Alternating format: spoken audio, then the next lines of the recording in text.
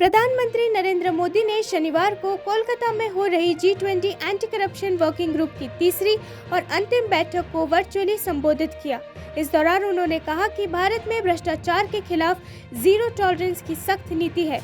कोलकाता में G20 भ्रष्टाचार विरोधी मंत्री स्तरीय बैठक में प्रधानमंत्री मोदी ने कहा कि भारत में भ्रष्टाचार का सबसे ज्यादा असर गरीबों और हाशिए पर रहने वाले लोगों पर पड़ता है। उन्होंने कहा कि भ्रष्टाचार से लड़ना हमारे लोगों के प्रति हमारा पवित्र कर्तव्य है। In the Arthashastra, Kautilya asserts that government's duty is to enhance the state's resources to maximize the welfare of its people. Achieving this goal requires combating corruption, and that is why fighting corruption is our sacred duty to our people.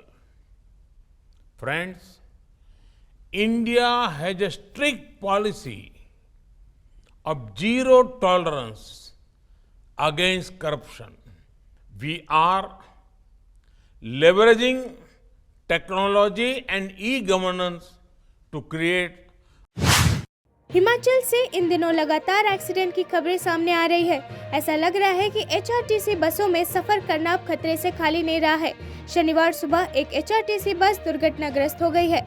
अचानक सड़क धंस जाने की वजह से शिमला जा रही सुंदरनगर इकाई की एक बस खाई में गिर गई। इस हादसे में 4 यात्री गंभीर रूप से घायल हो गए हैं और 8 यात्रियों को मामूली चोटें आई हैं। घायलों को अस्पताल भेज दिया गया है। ये हादसा सुबह करीब 5:30 बजे पेश आया है। 4 यात्रियों को आई गंभीर चोट। हिमाचल पथ परिवहन निगम के प्रबंध निर्देशक रोहन चंद ठाकुर ने बताया कि बस नंबर HP 311315 सुंदरनगर से शिमला की ओर आ रही थी। बस ड्राइवर सुनील कुमार और कंडक्टर मेदराम सुंदरनगर से शिमला रूट पर आ रहे थे। अचानक सड़क धंसने की वजह से HRTC बस नीचे जा गिरी। स्थानीय लोगों की मदद से सभी घायलों को अस्पताल पहुंचाया गया है।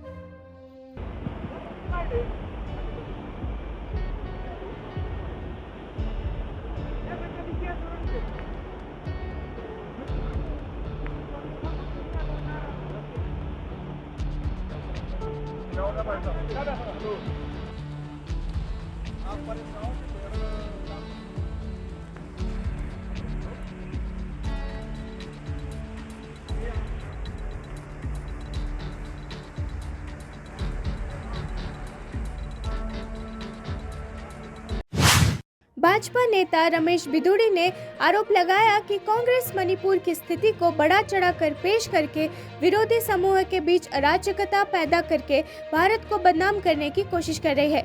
उन्होंने आगे कहा कि टुकड़े टुकड़े गैंग भारत को बदनाम करने की कोशिश कर रहा है।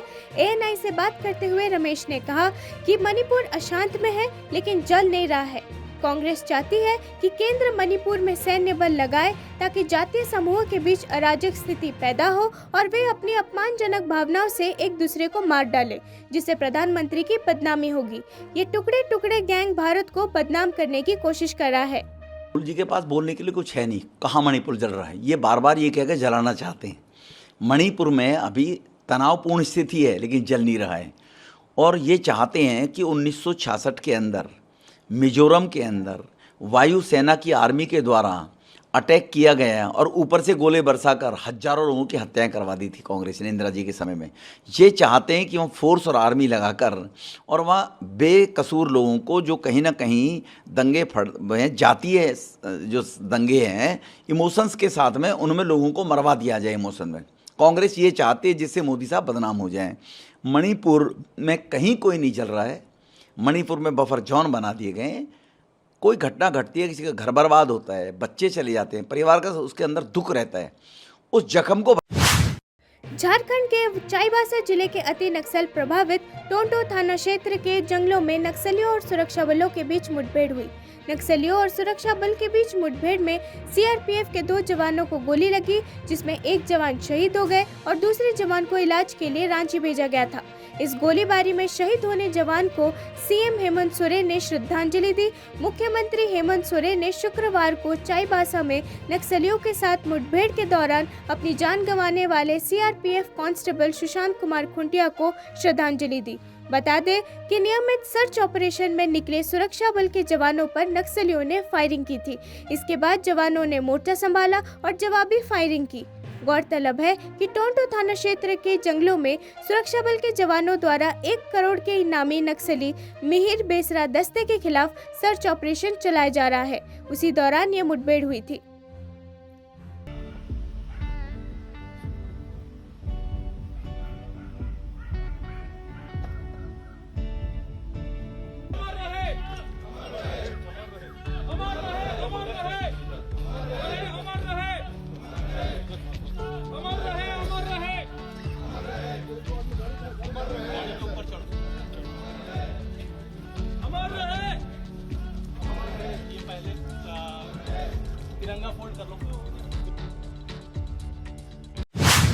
मुंबई में एक वॉकाथॉन का आयोजन किया गया था।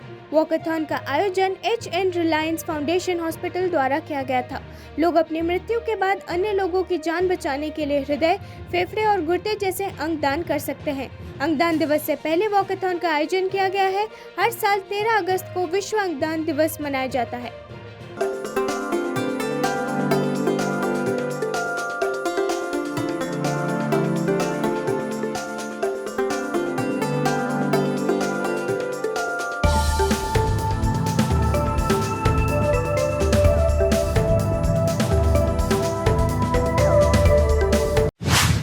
कांग्रेस नेता राहुल गांधी तमिलनाडु के कोयम्बटूर पहुंचे। राहुल गांधी अपनी संसदीय सदस्यता की बहाली के बाद अपने वायनाड लोकसभा क्षेत्र का दौरा करने वाले हैं। राहुल यहां एक जनसभा को भी संबोधित करेंगे। सांसदीय बहाल होने के बाद राहुल का ये पहला वायनाड दौरा है। कांग्रेस महासचिव केसी वेणुगोपाल ने राहुल गांधी के दौरे की जानकारी दी थी। उन्होंने बताया था कि वायनाड के लोग इस बात से खुश हैं कि लोकतंत्र की जीत हुई है, उनकी आवाज संसद में वापस लौट आई है। राहुल सिर्फ उनके सांसद नहीं हैं, बल्कि परिवार के सदस्य जैसे हैं।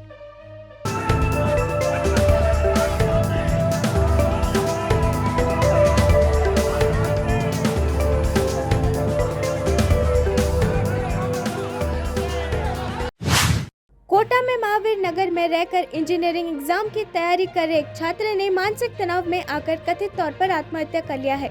छात्र पिछले 1 साल से राजस्थान के कोटे में रहकर कोचिंग और एग्जाम की तैयारी कर रहा था। बताया जा रहा है कि बच्चा कुछ दिनों से बीमार था और पिता साथ रहकर उसका इलाज करा रहे थे। घटना से एक शाम पहले ही पिता बच्चे को हॉस्टल छोड़कर गए थे। बच्चे को फोन न उठाने पर चेक किया गया तो कैमरे में बच्चा पंखे से लटका मिला। पुलिस ने आत्महत्या का मामला दर्ज कर शव को पोस्टमार्टम के लिए भेज दिया है। आपको बता दें कि कोटा में बीते 3 महीनों में आत्महत्या के ऐसे 20 से अधिक मामले सामने आ चुके हैं। इसके फादर 4-5 दिन से यहीं थे। कल शाम को ही ट्रेन से गए थे। बच्चा कोचिंग चला गया था। उसके बाद उन्होंने फ़ोन किया, बच्चे ने फ़ोन उठाया नहीं तो उन्होंने ऑनर को फ़ोन किया। ऑनर ने ऊपर जाके देखा तो बच्चा हैंग किया हुआ था। फिर उसने हमें इन्फॉर्मेशन दी। हम लोग वहाँ गए, गेट तोड़ा और बच्चे के फादर से बात की। बच्चे के फादर से ही पूछा था कि भाई आपके आने का वेट करें या इसको प्रोसीड करें, तो उन्होंने कहा कि आप तो मोर्चरी भिजवा दीजिए। यहाँ मोर्चरी भिजवा दिया। अभी पोस्टमार्टम चल रहा है। ज़्यादा कुछ तो पोस्टमार्टम रिपोर्ट के बाद ही कुछ कहा जा सकेगा। ये टिपिकल हैंगिंग ही लग रहा है। क्या बच्चा क्या करता था यहाँ पे, कब आया? जेई की तैयारी कर रहा था और बच्चा साल भर से यहीं है। कोई परिजनों ने कोई शिकायत वगैरह? नहीं, बस सुसाइड नोट नहीं मिला है, पर परिजनों की तरफ से भी कोई शिकायत नहीं है। परिजन, उसके फादर तो ये कह रहे हैं कि अगर मुझे ऐसी मेंटल स्टेटस का पहले पता होता तो मैं बच्चे को यहाँ से लेके चला। मध्य प्रदेश के गृह मंत्री डॉक्टर नरोत्तम मिश्रा ने कांग्रेस महासचिव प्रियंका गांधी वाड्रा के ट्वीट को लेकर आज प्रदेश कांग्रेस के नेताओं पर जमकर हमला किया और उन पर मुद्दा विहीन होकर घृणित मानसिकता के साथ राजनीति करने का आरोप लगाया। नरोत्तम मिश्रा ने कहा कि मध्य प्रदेश में झूठ के आधार पर कांग्रेस वर्तमान में राजनीति कर रही है और एक बात भी सिद्ध हो जाती है कि वर्तमान में कांग्रेस मुद्दा विहीन है मध्य प्रदेश के अंदर। और अब एक आपसे झूठे पत्र के आधार पर ट्वीट करवा दिया, आपको झूठा साबित कर दिया। कांग्रेस के प्रति लोगों में पहले से ही विश्वास नहीं है। और आपके इन झूठे ट्वीटों से तो आपके बारे में विचार ही खंडित हो गए उनके। अरे कांग्रेस के लोगों, मैं आपको चुनौती देना चाहता हूं। कौन अवस्थी जी हैं, कहाँ रहते हैं, क्या करते हैं, ये संस्था कौन सी है जिसके आपने ट्वीट किए हैं, इनको स्पष्ट उजागर करो, वरना हमारे पास सारे विकल्प खुले हुए हैं कार्रवाई के लिए। और ये गंदी राजनीति बंद करो। ऐसे आप कोई को फ्रेम नहीं कर सकते। जनता आपके बारे में धारणाएं लगातार गलत बनाएगी। रामलला मंदिर के मुख्य पुजारी आचार्य सत्येंद्र दास जी के हाथ में जो राखियां देख रहे हैं, ये अयोध्या में रामलला को बंधेगी। ये दोनों राखियां पुरी के जगन्नाथ मंदिर से मुख्य पुजारी पट्टा जोशी जी लेकर आए हैं।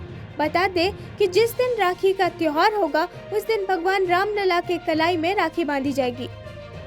से भी 2 राखी आई है, वो राखी कहाँ की है, किसके द्वारा की है, उसका क्या करना है?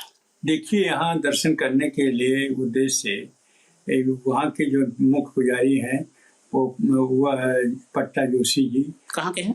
ये जगन्नाथपुरी के, उड़ीसा जगन्नाथपुरी के हैं। और वो आए, दर्शन किए, वो वहाँ हमारे आश्रम पर आए दर्शन करने के बाद में, और यहाँ मिलने के बाद में उन्होंने भगवान रामलला के दर्शन के बाद और आने के बाद उन्होंने राखी दिया रामलला को बांधने के लिए कि रक्षाबंधन के दिन ये राखी बांधी जाए। और इस राखी बांधने के लिए उत्तर प्रदेश के कैबिनेट मंत्री डॉक्टर रघुराज सिंह ने विपक्ष गठबंधन INDIA पर तंज कसा और कहा कि पहले UPI नाम की कंपनी थी, घोटाला करने के बाद जनता उन्हें स्वीकार नहीं करेगी, इसलिए अब INDIA नाम से नई कंपनी बनाई है।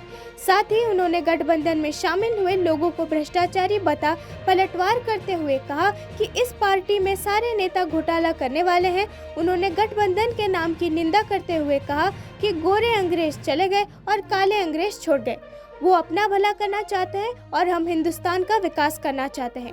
संसद के फ्लाइंग केस वाले मुद्दे पर भी डॉक्टर रघुराज सिंह ने राहुल गांधी को आड़े हाथों लिया।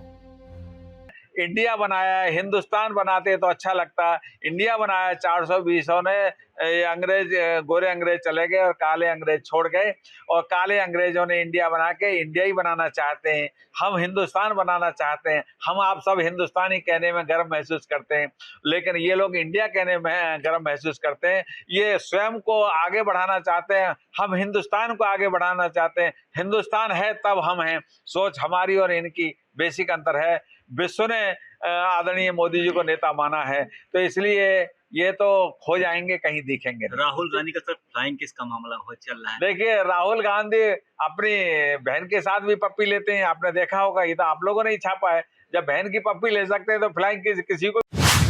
राज्यसभा में कांग्रेस के उप नेता प्रमोद तिवारी ने PTI भाषा से कहा कि चड्ढा पर झूठा आरोप लगाया गया है। उन्होंने कहा कि उनकी गलती क्या है। चयन समिति के लिए सांसदों के नाम प्रस्तावित करने से पहले सहमति की कोई आवश्यकता नहीं है। आप किसी भी सांसद का नाम शामिल कर सकते हैं। हालांकि संबंधित सांसद को समिति का हिस्सा बनने से इनकार करने का अधिकार है। तिवारी ने कहा, संजय सिंह और चड्ढा को अगले सत्र तक निलंबित करने का फैसला गलत है। विपक्ष के नेता उनके पक्ष में पत्र लिखेंगे, मैं भी उनका समर्थन करूंगा। सदन में अरे 1 दिन का सस्पेंशन हो जाता, 2 दिन का हो जाता, आपने पूरा सत्र चला दिया जो दल का नेता है, तो सरकार की नीयत ठीक नहीं है। मैं साफ करना चाहता हूं कि न राघव चड्ढा का सस्पेंशन होना चाहिए था और न संजय सिंह का सत्र से आगे बढ़ाना चाहिए था। उसका कारण बहुत साफ, ये निर्धारित 6 साल के लिए इलेक्ट होते हैं, 6 साल तो होता है, और उसमें भी आप उनको सस्पेंडेड रखो महीनों, तब तो अब जनता के अधिकार पे, जिस राज्य का प्रतिनिधित्व करते हैं उस राज्य के साथ आप न्याय नहीं कर रहे हो। सस्पेंशन 1 दिन 3 दिन मैक्सिमम उस हद तक होता है। ये क्या हो रहा है? ये